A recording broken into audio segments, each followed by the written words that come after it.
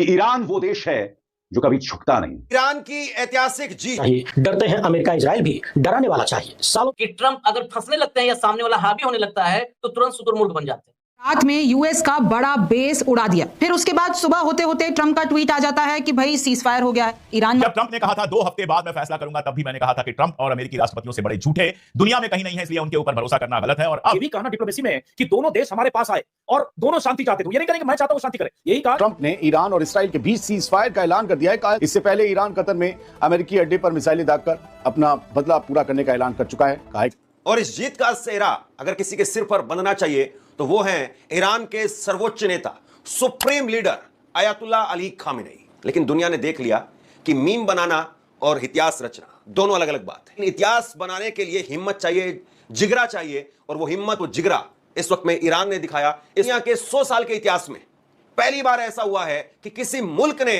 America को, दुनिया की सबसे बड़ी पावरफुल महाशक्ति को बता करके हमला किया। कि कतर में एयर बेसिस पर हमला करके अपना बदला पूरा कर दिया है। और इस हमले के ठीक बाद डोनाल्ड ट्रंप सामने आते हैं और युद्ध विराम की घोषणा कर देते हैं। कभी कहता है कि मैं ईरान को नेस्तनाबूद कर दूंगा, कभी कहता है कि मैं उसे दुनिया के नक्शे से हटा दूंगा, और फिर वो इस तरह से युद्ध विराम की घोषणा कर देते हैं। जब मैंने दोपहर में ये बात कही थी कि इजराइल अब खुद चाहता है किसी तरह से जंग खत्म हो जाए, क्योंकि उसके लिए इस जंग को लंबा खींचना मुमकिन नहीं है। इस जंग के लंबे होने का मतलब है इजराइल की लगातार तबाही।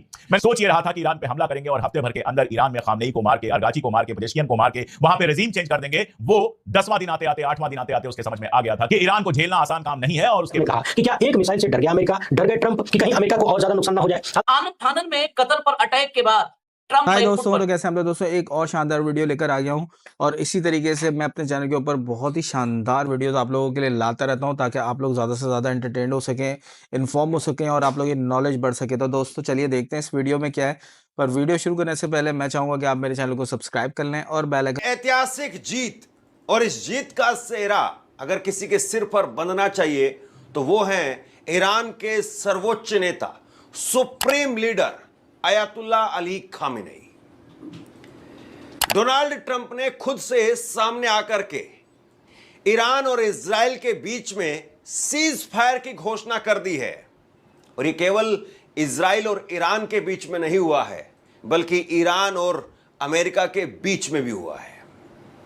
लेकिन सवाल इस बात का है कि क्या वाकई ईरान इस बात को मानेगा भी, क्योंकि ईरान के विदेश मंत्री का जो बयान निकल करके सामने आया है, इसमें वो कह रहे हैं कि हमें छेड़ा तो हम ठोकेंगे। सबसे बड़ी बात यह है कि सोशल मीडिया पर जिस तरीके से डोनाल्ड ट्रंप का महिमा मंडन किया जा रहा था, डोनाल्ड ट्रंप को दुनिया का बॉस बताया जा रहा था, लेकिन दुनिया ने देख लिया कि मीम बनाना और इतिहास रचना दोनों अलग अलग बात है। मीम तो कोई भी 2 रुपए का ट्रोल वाला आदमी, कोई भी टुच्चा सा आदमी बना सकता है, लेकिन इतिहास बनाने के लिए हिम्मत चाहिए, जिगरा चाहिए, और वो हिम्मत, वो जिगरा इस वक्त में ईरान ने दिखाया, इस वक्त में अयातुल्लाह अली खामेनेई साहब ने दिखाया। और डोनाल्ड ट्रंप सामने आकर के खुद से सीज फायर का ऐलान कर रहे हैं। दूसरी तरफ इजराइल की तरफ से हिदायत दी गई है सबको कि कोई कुछ नहीं बोलेगा। इजराइल ने अपने तमाम नेताओं के नटबुल टाइट कस दिए हैं कि किसी को कुछ बयान नहीं देना है, यानी अगर बयान देंगे तो उधर से ईरान फिर से मिसाइल दागना शुरू कर देगा।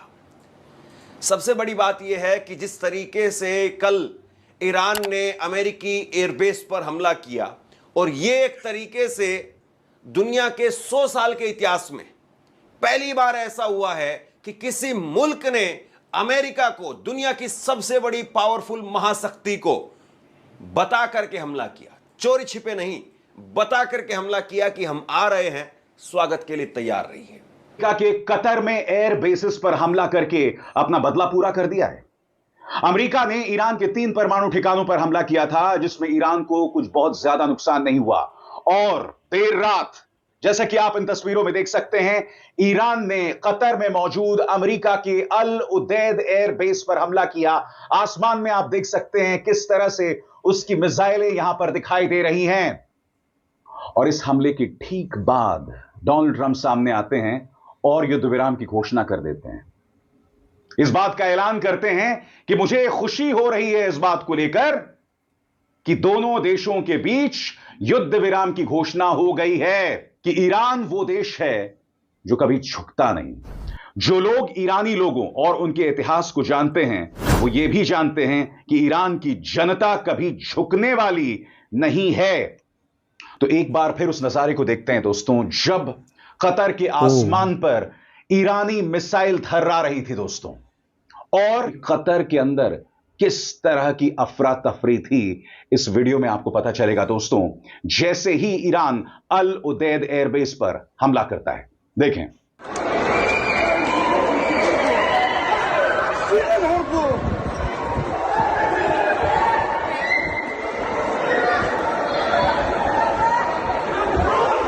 इस हमले के ठीक बाद डोनाल्ड ट्रंप जो है वो ये ऐलान करते हैं जिसमें वो ईरान और इस्राएल में युद्ध विराम की घोषणा कर देते हैं। एक बुजुर्ग, एक वयस्क के जिस्म में फंसा हुआ एक छोटा सा बच्चा जो कभी हमला कर देता है, कभी कहता है कि मैं ईरान को नेस्तनाबूद कर दूंगा, कभी कहता है कि मैं उसे दुनिया के नक्शे से हटा दूंगा, और फिर वो इस तरह से युद्ध विराम की घोषणा कर देते हैं। यह अमेरिका का दुर्भाग्य है दोस्तों कि डोनाल्ड ट्रंप जैसा शख्स उनका राष्ट्रपति है। घोषणा कर दी कि सीज फायर हो गया। हालांकि सीज फायर का जो टाइम तय किया गया था उसके ठीक पहले इजराइल ने हमला किया, और इजराइल के बाद ईरान ने बारबीशा के ऊपर जो हमला किया है उसमें 11 कम से कम 11 लोगों के मारे जाने की खबर है और सैकड़ों लोग घायल हुए हैं। पूरी की पूरी बिल्डिंग तबाह हो गई है। ये तो न्यूज है। असल खेल है इस न्यूज के पीछे कि आगे क्या होगा। मैं एक बात याद दिला दूं, जब ट्रंप ने कहा था 2 हफ्ते बाद मैं फैसला करूंगा, तब भी मैंने कहा था कि ट्रंप और अमेरिकी राष्ट्रपतियों से बड़े झूठे दुनिया में कहीं नहीं है, इसलिए उनके ऊपर भरोसा करना गलत है। और अब जब सीज फायर की बात हो रही है कि सीज फायर हो गया है, तो मैं याद दिला देना चाहता हूं कि इजराइल की जितनी उम्र है उससे ज्यादा वो सीज फायर तोड़ चुका है। आप लोग से पूछेंगे, किसी एआई से पूछेंगे या गूगल जाकर सर्च करेंगे, आपको पता यह चलेगा कि इजराइल अभी तक अपने वजूद में आने के बाद 78 से ज्यादा सीज फायर्स को तोड़ चुका है। मैं अक्सर यह बात कहता हूं जो उस इलाके में कही जाती है कि जब सीज फायर होता है तो दूसरा वाला जो पक्ष होता है वो सीज कर जाता है, इजराइल अपनी तरफ से फायर करता रहता है। आपने लेबनान के साथ सीज फायर में देखा, अभी हाल की बात कर रहा हूं, पहले की बातें छोड़ दीजिए। हमास के साथ जो सीज फायर हुआ था उसमें आपने देखा, लेबनान के साथ जो सीज फायर हुआ था उसमें आपने देखा, और यहां भी वही कोशिश की लगातार। खासतौर पर हिंदुस्तान में गोदी मीडिया में देख रहा हूं ये फैला रहा है कि सीज फायर की घोषणा के बाद भी ईरान ने हमला किया, लेकिन हकीकत यह है कि पहला हमला उसके बाद इजराइल ने किया और वहां के एक साइंटिस्ट को, ईरान के एक साइंटिस्ट को मार दिया। उसके बाद ईरान के डिस्ट्रिक्ट नंबर 6 और 7 में हमले किए गए, और उसके जवाब में ऐसा हमला किया है ईरान ने कि इजराइल थर्राया हुआ है। आईडीएफ का अपना अकाउंट कह रहा है कि पिछले कुछ घंटों में तीसरी बार इजराइल के सारे लोग अपने अपने बंकर में जाकर घुस गए हैं। कल रात को मैंने दोपहर में यह बात कही थी कि इजराइल अब खुद चाहता है किसी तरह से जंग खत्म हो जाए, क्योंकि उसके लिए इस जंग को लंबा खींचना मुमकिन नहीं है। इस जंग के लंबे होने का मतलब है इजराइल की लगातार तबाही।